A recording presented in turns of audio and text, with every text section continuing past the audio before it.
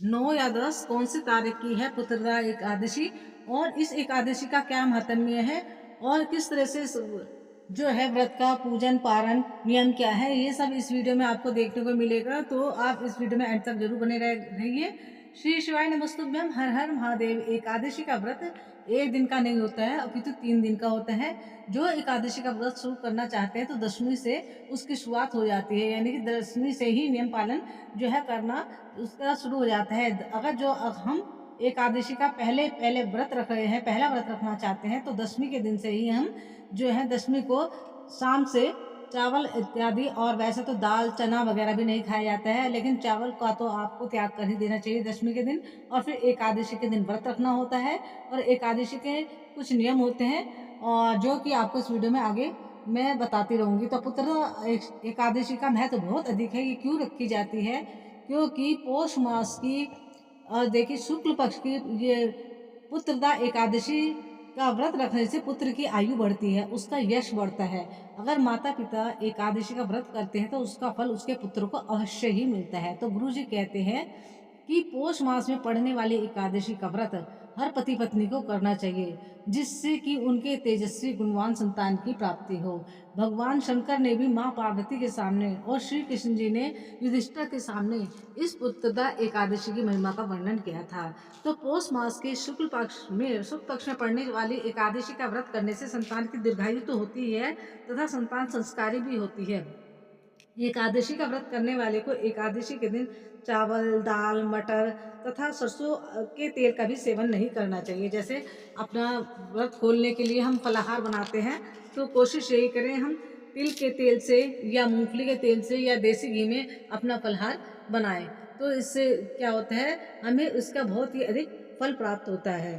तो पौष मास की एकादशी के दिन हमें पूजन वंदन भगवान विष्णु का करना चाहिए और साथ ही साथ हमें पीले फल भगवान विष्णु को या श्री नारायण हरि को या जितने भी भगवान विष्णु के स्वरूप हैं उनको भी हम चढ़ा सकते हैं। और अगर हम एकादशी के दिन गौ माता की हमें क्या है उनकी सेवा करनी चाहिए, उन्हें हरा चारा खिलाना चाहिए और उन्हें साथ साथ हमें गुड़ और थोड़ा सा मतलब मीठी रोटी भी हम खिला सकते हैं एकादशी के दिन। इसका बहुत ज़्यादा जो है आपको फल प्राप्त होता है, पुण्य प्राप्त होता है। और गौ माता की भी परिक्रमा एकादशी के दिन जरूर करनी चाहिए। अगर आप व्रत कर रहे हैं तब भी आप ये कार्य कर सकते हैं, अगर आप व्रत नहीं रखते हैं तो भी आप ये जो है दान पुण्य आदि के कार्य तो कर ही सकते हैं, इसका भी आपको बहुत अधिक पुण्य प्राप्त होता है। और एकादशी के दिन गंगा के जल में स्नान करने का, गंगा जल आचमन करने का भी बहुत अधिक महत्व है। तो एकादशी के दिन जो जिन्हें मतलब सुविधा है, सुलभ हो सके तो वो गंगा में स्नान कर सकता है, नहीं तो अपने जल में ही गंगा जल डालकर अपने घर के जल में जब स्नान करे थोड़ा सा गंगा जल डालकर स्नान करना चाहिए और साथ ही थोड़े से गंगा जल का आचमन भी इस दिन कर लेना चाहिए। और साथ ही साथ एकादशी के दिन ओम नमो भगवते वासुदेवाय, ओम नमो भगवते वासुदेवाय इस मंत्र की कम से कम एक माला अवश्य ही करनी चाहिए, जिससे कि हमें एकादशी का फल प्राप्त हो सके तो एक आध गीता का पाठ भी इस दिन अवश्य ही कर लेना चाहिए। और एकादशी के दिन विष्णु सहस्त्र नाम का पाठ भी करने से एकादशी की महत्ता और भी बढ़ जाती है। तो गुरु जी ने अपनी कथा में बताया है कि एकादशी के दिन दान पुण्य करने की बहुत बड़ी महिमा है, बहुत ज़्यादा महत्व है। तो एकादशी के दिन हम गुड़ का, कंबल आदि वस्तुओं का भी दान कर सकते हैं, इसका बहुत अधिक महत्व है। और एकादशी की जो तिथि पड़ रही है इस बार वो है 10 तारीख को, जो कि द्वादशी मिश्रित एकादशी है। कहा जाता है कि जब द्वादश मिश्रित एकादशी पड़ती है तो 26 एकादशी के व्रत का फल हमें एक एकादशी के व्रत करने से मिल जाता है। तो इतना ज़्यादा महत्व है इस बार की एकादशी का, जो कि 10 जनवरी को पड़ रही है। तो जो लोग व्रत नहीं कर सकते हैं तो वो भी चावल दाल मटर मसूर आदि वस्तुओं का सेवन ना करें। इससे क्या होता है, अगर हमें एक दिन के लिए तो इन चीज़ों का हम त्याग कर ही सकते हैं, और अगर हम इन चीज़ों का सेवन करेंगे तो हमारी आर्थिक स्थिति खराब होगी, इसलिए हम इन चीज़ों का सेवन एक दिन ना करें तो अच्छा रहता है। तथा अगर हम जो है चावल आदि का परहेज करते हैं तो हमारी क्या है आर्थिक स्थिति मजबूत होती है। एकादशी के दिन हमें चावल आदि का परहेज करना चाहिए तथा संतान का स्वास्थ्य भी अच्छा रहता है। तो भूल कर भी हमें ऐसे कार्य नहीं करने चाहिए जिससे कि एकादशी के हमें पुण्य की जगह हमें जो है उसका मतलब उल्टा प्रभाव हमारे जीवन पर पड़े। तो एकादशी का महत्व में तो श्री कृष्ण जी ने युधिष्ठिर को बताया था, और साथ ही साथ भगवान भोलेनाथ ने माँ पार्वती से भी एकादशी के व्रत की महिमा को कहा था। तो जो लोग व्रत करते हैं तो वो तो व्रत करते ही हैं, जो लोग नहीं करते तो वो दान पुण्य करके गाय को हरा चारा और मीठी रोटी खिलाकर और गाय की परिक्रमा करके, गाय की पूजन वंदना करके भी पुण्य लाभ ले सकते हैं। साथ ही साथ एकादशी के दिन हो सके तो आधी रात तक हमें जागरण अवश्य करना चाहिए, यानी कि आधी रात तक भजन कीर्तन करना चाहिए। जितना समय मिल सके उतना हमें भजन कीर्तन अवश्य ही करना चाहिए।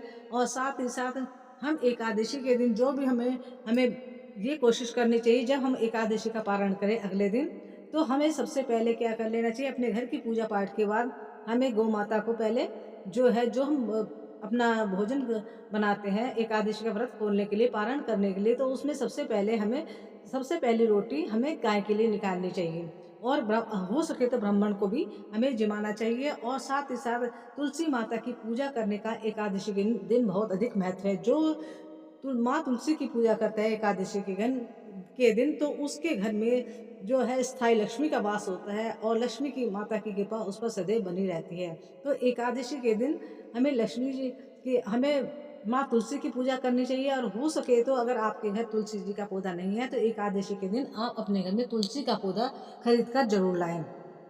और जो एकादशी के दिन माँ तुलसी को लाल रंग की चुनरी उड़ा देता है, तो उसकी सुख सौभाग्य में वृद्धि होती है, और उसके पति की दीर्घायु होती है, तथा संतान को भी दीर्घायु प्राप्त होती है। तो इस तरह एकादशी के दिन हम भगवान विष्णु की, भगवान भोलेनाथ की, माँ पार्वती की और साथ साथ माँ लक्ष्मी की पूजा कर सकते हैं। तो एकादशी के दिन हम जो है बड़े मतलब धार्मिक अपना भाव रखते हुए, तो सद्भावना से हमें ऐसे लोगों को भी भोजन कराना चाहिए जो कि मतलब थोड़ा दान पुण्य आदि करें, जो कि बेचारे बेसहारे हैं और जिनके पास मतलब आर्थिक स्थिति बहुत कमजोर है, गरीब है, ऐसे लोगों को दान देने की बहुत अधिक महत्व है। तो एकादशी के दिन हम ऐसे लोगों को, गरीब लोगों को हम भोजन करा सकते हैं, उन्हें वस्त्र दे सकते हैं, दान दे सकते हैं।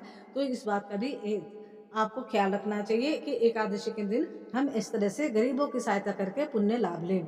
और एकादशी के दिन अगर हो सके तो आपको तुलसी की लकड़ी का दीपक जरूर जलाना चाहिए प्रदोष काल के समय।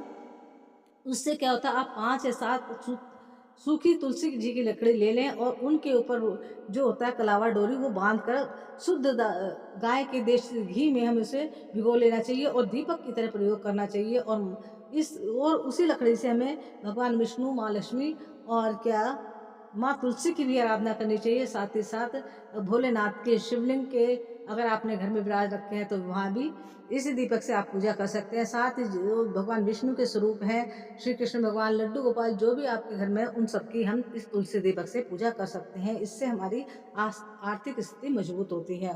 तो हम जो भी उपाय करें तो ये एकादशी के दिन वही थोड़े सबका आपको पुण्य प्राप्त होता है। अगर आप एक भी उपाय करते हैं तो सबका पुण्य आपका आपको प्राप्त होता है। एक तो आप व्रत रख ही रहे हैं, और जो व्रत नहीं रख रहे तो वो भी ये सारे उपाय आप कर सकते हैं।